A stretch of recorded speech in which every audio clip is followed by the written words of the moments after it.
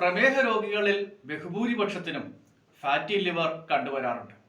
അതായത് അവരുടെ കരളിൽ കൊഴുപ്പ് അടിഞ്ഞുകൂടുന്നതായിട്ട് കാണാറുണ്ട്. ഇന്ന് ലോകത്തിൽ ഏറ്റവും അധികം വ്യാപകമായി കാണുന്ന ഒരു കരൾ രോഗമാണ് ഫാറ്റി ലിവർ.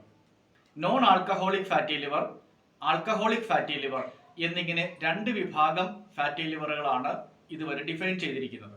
മദ്യം ഉപയോഗിക്കുന്നവരിൽ കാണുന്ന ഫാറ്റി ലിവറിനെ ആൽക്കഹോളിക് ഫാറ്റി ലിവർ എന്നും മദ്യം ഉപയോഗിക്കാത്തവരിൽ കാണുന്ന ഫാറ്റി ലിവറിനെ നോൺ ആൽക്കഹോളിക് ഫാറ്റി ലിവർ എന്നുമാണ് സാധാരണ പറയുക. രക്തത്തിലെ ഗ്ലൂക്കോസ് നില നിയന്ത്രിച്ചു നിർത്തുന്നതിൽ നമ്മുടെ കരളിനുള്ള പങ്ക് ഒഴിച്ചുകൂടാനാവാത്തതാണ്. കരളിൽ കൊഴുപ്പടിഞ്ഞുകൂടുന്നത് അതിന്റെ ശരിയായ പ്രവർത്തനങ്ങൾക്ക് തടസ്സമാവുകയും അതുമൂലം നിങ്ങളുടെ ഫാസ്റ്റിംഗ് ഗ്ലൂക്കോസ് നില, അതായത് ആഹാരം കഴിക്കുന്നതിന് മുമ്പുള്ള അല്ലെങ്കിൽ വെറും വയറ്റിലെ ഗ്ലൂക്കോസ് നില വർദ്ധിക്കുകയും ചെയ്യും.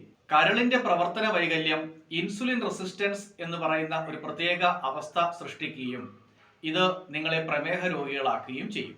ഇപ്പോൾ നിങ്ങൾക്ക് സ്വാഭാവികമായ ഒരു സംശയം ഉണ്ടായേക്കാം, പ്രമേഹം ഫാറ്റി ലിവറിനാണോ കാരണമാകുന്നത് അതോ ഫാറ്റി ലിവർ പ്രമേഹത്തിനാണോ കാരണമാകുന്നത്? യഥാർത്ഥത്തിൽ രണ്ടും സംഭവിക്കാറുണ്ട്.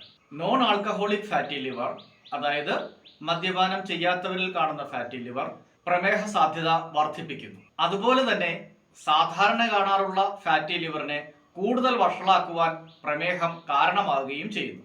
ഇത് മൂർച്ഛിച്ച് ലിവർ സിറോസിസിലേക്കും ലിവർ ട്രാൻസ്പ്ലാന്റേഷനിലേക്കും ഒക്കെ നയിച്ചേക്കാം.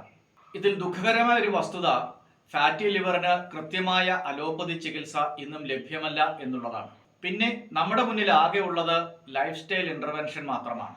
അതായത് ആഹാരക്രമത്തിൽ അല്ലെങ്കിൽ ജീവിതക്രമത്തിൽ ആരോഗ്യകരമായ മാറ്റം വരുത്തുക എന്നത് മാത്രം.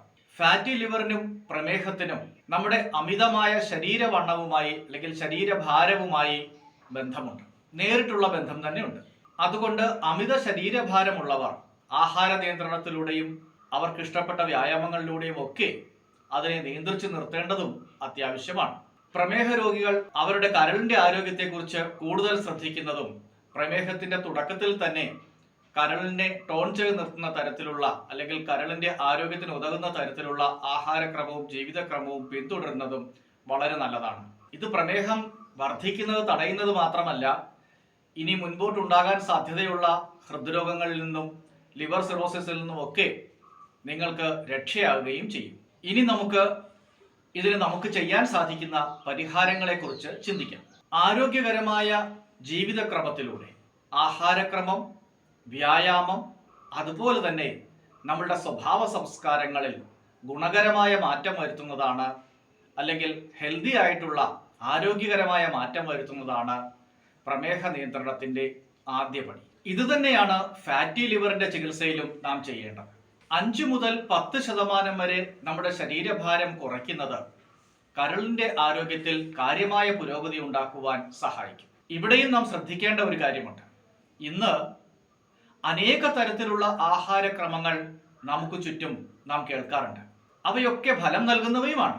എന്നാൽ സ്ഥായിയായ ആരോഗ്യം നിലനിർത്തുന്ന കാര്യത്തിൽ ഇത്തരം ആഹാരക്രമങ്ങൾ പരാജയപ്പെടുന്നതായിട്ടാണ് നീണ്ട കാലത്തെ പഠനങ്ങൾ കാണിക്കുന്നത്. അതിനാൽ ഓരോ വ്യക്തികൾക്കും ചേരുന്ന തരത്തിലുള്ള അവർ ജീവിക്കുന്ന ചുറ്റുപാടുകളുമായി, അവരുടെ ജോലിയുമായി, അവരുടെ പ്രായവുമായി, അവരുടെ ആരോഗ്യസ്ഥിതിയുമായി, കാലാവസ്ഥയുമായി ഒക്കെ ചേരുന്ന ആഹാരക്രമമായിരിക്കും അവർക്ക് ഏറ്റവും ഉത്തമമായിട്ടുള്ളത്. ഇതിന് നിങ്ങൾക്ക് നിങ്ങളുടെ ആരോഗ്യ വിദഗ്ധരുമായി സമയം ചെലവഴിക്കേണ്ടത് വലിയ അത്യാവശ്യമുള്ള കാര്യമാണ്. 2 മിനിറ്റ് കൊണ്ട് ഡോക്ടറെ കണ്ട് മരുന്നിന്റെ കുറിപ്പടിയുമായി മടങ്ങുന്നവർക്ക് തൽക്കാലം ഈ കാര്യങ്ങളെക്കുറിച്ച് ചിന്തിക്കേണ്ട കാര്യമില്ല. ഈയിടെ ഒരു രാഷ്ട്രീയ നേതാവ് വിളിച്ചു ചോദിച്ചു, ഡോക്ടറെ എനിക്കൊന്ന് കാണണമല്ലോ, 10 മിനിറ്റ് സമയമുണ്ടാകുമോ? ഇയാൾക്ക് ഇല്ലാത്ത അസുഖങ്ങളൊന്നുമില്ല.